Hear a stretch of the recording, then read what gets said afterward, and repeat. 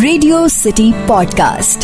Radio city podcast. அமெரிக்காவோட California மாநிலம் Santiago நகர நிர்வாகம் ஹேட்ஃபீல்டு அப்படிங்கிற மனிதர் விட்ட சவாலை நினைச்சு சிரிச்சிட்டு இருந்தாங்க. அப்படி என்ன அந்த மனிதர் சவால் விட்டாரு? ஒரு சாதாரண மனிதருக்கு இவ்ளோ ஆற்றல் எப்படி வந்துச்சு அப்படிங்கறத தான் இன்றைய மர்மதேசம் பக்கங்கள்ல நீங்க கேட்க போறீங்க.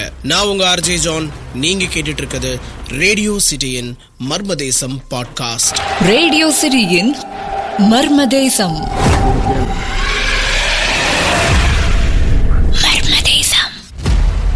கலிபோர்னியா நிர்வாகத்துக்கு உட்பட்ட பகுதியில மெரினா நீர்த்தேக்கம் ஒன்று இருந்திருக்கு. இந்த நீர்த்தேக்கத்தை நிரப்பி காண்பிச்சா எனக்கு $10,000 பணம் தரணும். அப்படி என்னால முடியலனா நீங்க எனக்கு பணம் கொடுக்க வேண்டிய அவசியம் இல்லைன்னு சார்ல்ஸ் ஹேட்ஃபீல்டு எழுதின அந்த கடிதத்தை பார்த்தா யாருக்கு தான் சிரிப்பு வராது? ஏன்னா அந்த நீர்த்தேக்கம் ரொம்ப பெருசு.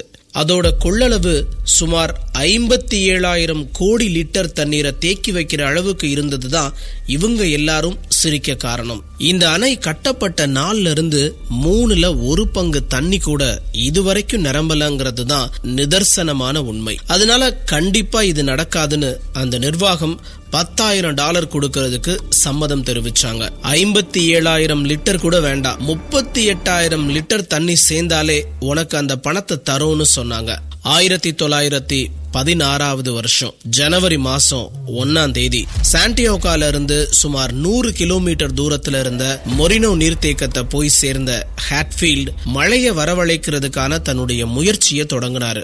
முதல்ல 20 அடி இருக்கிற மரத்தாலான கோபுரம் ஒன்ன அங்க அமைச்சாரு. அதோட மேல் பகுதியில உலோகத்துல செஞ்ச தட்டுகளை பொருத்தி மழைய வரவழைக்கிறதுக்காக அவரே தயாரிச்ச ஒரு விதமான கலவைய அந்த உலோக தகடுல தடவினாரு.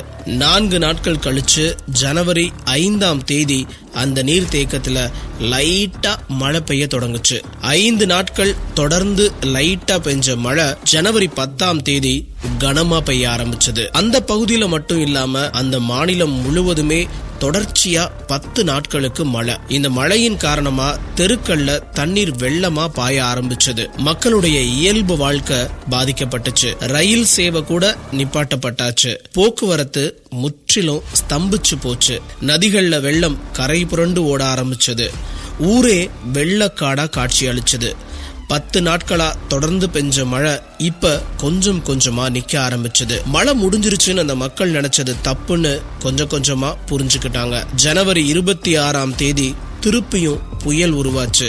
மழை கொட்ட தொடங்குச்சு. இதனால மொரினா அணையோட நீர்மட்டம் அதிகரிச்சுட்டே இருந்தது. ஒரு வழியா மழை நிக்கிறப்ப அந்த அணையில தண்ணீர் நிரம்பி காட்சி அளிச்சது. இன்னும் 5 அங்குலம் மட்டும்தான் பாக்கி. அது மட்டும் நிரம்பி இருந்தா தண்ணீர் அணைய உடைச்சு ஊருக்குள்ள வந்து ஊரையே அழிச்சிருக்கும். 200 பாலங்கள் தரமட்டம் ஆயிடுச்சு. ட்ரெயின் சர்வீஸ் 30 நாட்களுக்கு முடங்கியாச்சு. இது எல்லாத்துக்குமே காரணம் சார்ல்ஸ் ஹேட்ஃபீல்டு விட்ட சவால் தான் மக்கள் பேச ஆரம்பிச்சாங்க. இயற்கையை கட்டுப்படுத்தி தன்னுடைய அற்புத சக்தியின் மூலமா மழைய வர வச்சார் ஹேட்ஃபீல்டுன்னு ஊருக்குள்ள பேசிக்கிட்டாலும் அந்த நகர நிர்வாகம் இதை ஏத்துக்க மறுத்துட்டாங்க.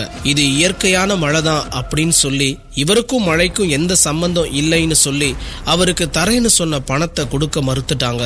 அப்படி நாங்க உனக்கு பணம் கொடுக்கணும்னா திருப்பியும் மழைய வர வச்சு காமின்னு சொன்ன அந்த நிர்வாகத்துக்கிட்ட இந்த அதிசய சக்தி தனக்கு கடவுளால அளிக்கப்பட்டுச்சு, இத திருப்பியும் உங்ககிட்ட நான் நிரூபிக்க வேண்டிய அவசியம் இல்லைன்னு சொல்லி நேரா நீதிமன்ற கதவுகளை தட்டினாரு.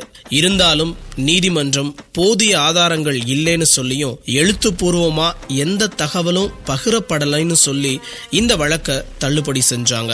ஆட்சியாளர்கள் அவர் அங்கீகரிக்க மறுத்தாலும் இந்த நிகழ்வோட காரணமா ஹேட்ஃபீல்டு புகழின் உச்சிக்கு போயிட்டாரு. சரி, யார் இந்த ஹேட்ஃபீல்டு? 1875ஆம் ஆண்டு ஜூலை 15ஆம் தேதி பிறந்த ஹேட்ஃபீல்டு ஃப்ரீயா இருக்கிறப்ப மழைய வர வைக்கக்கூடிய சில மெத்தட்ஸ படிக்க ஆரம்பிச்சாரு. 1902 வருஷத்துல ஆவியாதல் மூலமா மழைய வர வைக்கிற 23 கெமிக்கல்ஸ் அடங்கின கலவைய கண்டுபிடிச்சாரு.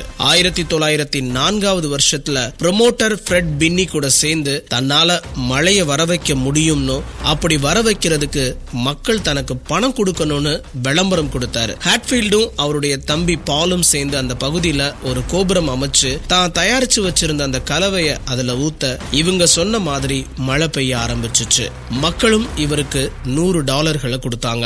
சுமார் 30 வருடங்களா மழைய வர வச்சு சாதனை புரிஞ்சாரு ஹாட்ஃபீல்டு. விவசாயிகளுக்காக வாடிய பயிர்களை வளமாக்குனாரு. வறண்ட பூமியில தண்ணீரை கொண்டு வந்தாரு. இங்கிலாந்துல வருஷம் தோறும் ஏற்படக்கூடிய கடுமையான பனியை நீக்கி மழை பெய்ய வைங்கன்னு இவரை கேட்டாங்க. உலகத்தோட மிகப்பெரிய சஹாரா பாலைவனத்துல மழைய பெய்ய வச்சு குளங்களை உருவாக்கவும் இவருக்கு கோரிக்கை வைக்கப்பட்டுச்சு. அந்த அளவுக்கு மனுஷன் மழைய தன்னுடைய கட்டுப்பாட்டுக்குள்ள வச்சிருந்தாருன்னா பாத்துக்கோங்களேன். இந்த மாதிரியான ஒரு ஆற்றல் அவருக்கு எப்படி வந்துச்சு? கடவுள் தனக்கு கொடுத்த சக்தின்னு அவர் சொன்னாலும் இது கடவுளினுடைய சக்தியா இல்ல மாய சக்தியா? இதுவரைக்கும் இதற்கான விடை கிடைக்கவே இல்லை. அதனாலதான் மழை மனிதர் ஹாட்ஃபீல்டு இன்னைக்கு மர்மதேசம் பக்கங்கள்ல வந்தாரு. நான் உங்க ஆர்ஜே ஜான். நீங்க கேட்டுட்டு இருக்கிறது ரேடியோ சிட்டியின் Marmadesam podcast.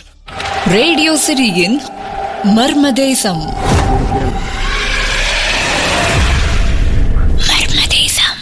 Radio City podcast. Radio City podcast.